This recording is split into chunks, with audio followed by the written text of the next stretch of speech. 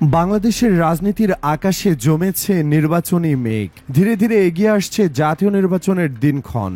এখন পর্যন্ত নির্বাচনের দিনক্ষণ নির্ধারিত না হলেও প্রধান উপদেষ্টার দেওয়া বক্তব্যে আগামী বছরের মধ্যেই নির্বাচনের আভাস পাওয়া যাচ্ছে। আসন্ন নির্বাচনকে ঘিরে চাঙ্গা হচ্ছে দেশের প্রতিটি রাজনৈতিক দল, বিশেষ করে বাংলাদেশ জামায়াতে ইসলামী, ইসলামী আন্দোলন বাংলাদেশ, বাংলাদেশ খেলাফত মজলিস সহ দেশের বিভিন্ন রাজনৈতিক দলসমূহের আলোচনায় এখন নির্বাচনে ঐক্য।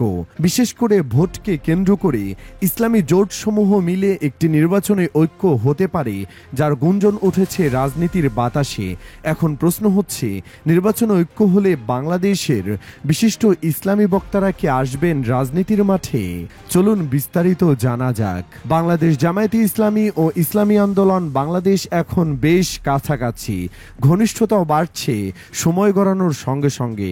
শুধু ঘনিষ্ঠ হচ্ছে না, একসঙ্গে চালানো হচ্ছে আগামী জাতীয় নির্বাচনকে ঘিরে একটি বৃহত্তর সমঝোতার জোট গড়ার প্রক্রিয়াও, যেখানে যুক্ত হচ্ছে দেশের ইসলামিক দলগুলো। এই প্রক্রিয়া টানছে অন্যান্য রাজনৈতিক দলগুলোকেও। দল দুটির নেতারাও বলছেন, তাদের এখন একটিমাত্র লক্ষ্য, একটি বৃহত্তর ঐক্যমতের ভিত্তিতে আসন্ন জাতীয় নির্বাচনে অংশ নেওয়া। সেখানে যুক্ত থাকবে দেশের প্রায় সব দল। বাংলাদেশের বিশিষ্ট ইসলামী বক্তা আমির হামজার জামাতে মনোনয়ন পাওয়া ঘিরেই জনমনে সৃষ্টি হয়েছে নতুন প্রশ্নের। তাহলে কি নির্বাচনের জোটে বাংলাদেশের বিশিষ্ট ইসলামী বক্তারা আসতে চলেছেন? বিশেষ করে বাংলাদেশের তরুণদের ইসলামী বক্তা ডক্টর মিজানুর রহমান আজহারী। স্বৈরাচার হাসিনা সরকারের জুলুমের শিকার হয়ে দীর্ঘদিন নির্বাসনে থাকা মিজানুর রহমান আজহারী সবসময় ইসলামের মধ্যম পন্থার সৌন্দর্যকে প্রমোট করা পছন্দ করেন বলে দাবি করেন। সেই সাথে বিশুদ্ধ ইসলামকে জ্ঞানগর্ভ আলোচনা এবং অত্যন্ত সাবলীলভাবে ও বোধগম্য ভাষায় সবার মাঝে ছড়িয়ে দেওয়ায় অল্প সময়ের মধ্যে দলমত নির্বিশেষে দেশের ইসলাম প্রিয় বিশাল এক মানুষের কাছে জনপ্রিয় দায়ী হিসাবে আবির্ভূত হয়েছেন তিনি। বিশেষত দেশের তরুণ সমাজের মাঝে তার আবেদন এখন তুঙ্গে। তবে রাজনীতি নয়, বরং সমাজসেবা ও ইসলাম প্রচারের মাঝেই নিজেকে নিয়োজিত রাখবেন বলে জানিয়েছেন মিজানুর রহমান আজহারী। তার ইচ্ছা, দলমত নির্বিশেষে এদেশের মানুষ ইসলামের সৌন্দর্য হৃদয়ে ধারণ করুক।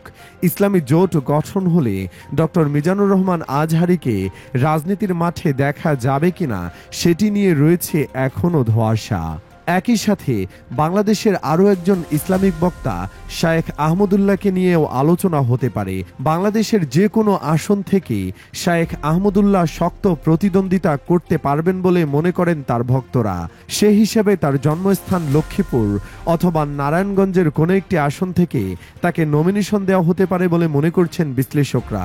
তবে এই প্রস্তাব তিনি গ্রহণ করবেন কিনা তা নিয়েও যথেষ্ট সন্দেহের অবকাশ আছে, কারণ অন্তর্বর্তীকালীন সরকারের ধর্ম উপদেষ্টার পদটি শায়েখ আহমদুল্লাহকে দেওয়ার কথা হয়েছিল, কিন্তু সাধারণ মানুষের কাতারে থেকেই জনগণের হয়ে কাজ করতে চান বলে জানিয়েছিলেন তিনি।